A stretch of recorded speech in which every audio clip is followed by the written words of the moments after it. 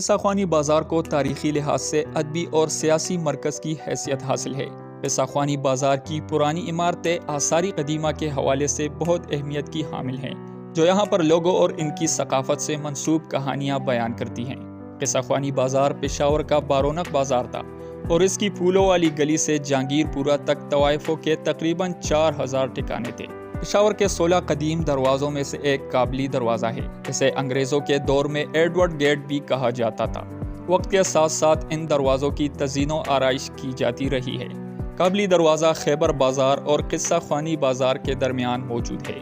ماضی میں قصہ گو افراد کی وجہ سے بھی یہ مقبول رہا ہے۔ مغربی اور وسطی ایشیا کے تاجر اور فوجی دستے اس بازار میں مختصر قیام کرتے رہے ہیں۔ اس بازار کا نام دراصل یہاں کے روایتی قہوہ خانوں اور خوش میوہ جات کی دکانوں کے ساتھ جڑی اس تجارت سے منسوب ہے، جہاں پہل دور دراز سے آئے تاجر یہاں کے مہمان خانوں میں قیام کرتے اور اپنے اپنے ملکوں کے حالات قصے کی شکل میں بیان کرتے۔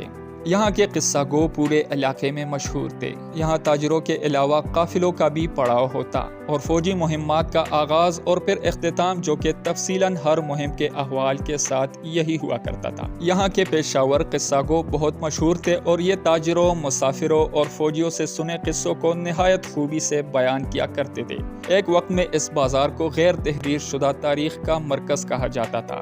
گو اب قصہ گوئی کا رواج دم توڑ چکا ہے، مگر اس بازار کا روایتی ماحول پہلے جیسا ہی ہے۔ یہاں کا تاریخی قصہ خوانی بازار نہ دیکھے اور وہاں کے روایتی قہوے یعنی سبز چائے کا مزہ نہ لے تو یہ بالکل ایسا ہی ہے جیسے اس نے کچھ نہیں دیکھا۔ یہاں قبائلی تاجر قہوہ پیتے ہوئے مقامی تاجروں سے گھنٹوں لین دین پر بحث کرتے دکھائی دیتے ہیں۔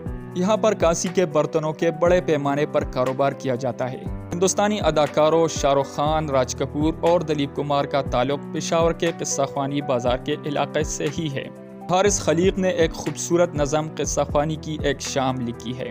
تساہل کی چادر لپیٹے ہوئے قصہ خوانی کی ایک شام تھی، ہم وہاں اپنی دن بھر کی جان لیوا تکن سے نبرد آزما، خوب قہووں پہ قہوے کے پیالے لنڈاتے رہے اور اپنے بلند بانگ داؤں سے اور قہقہوں سے کہیں گھونسلوں میں چھپے تک کے سوئے ہوئے نیند جات طائروں کو جگاتے رہے۔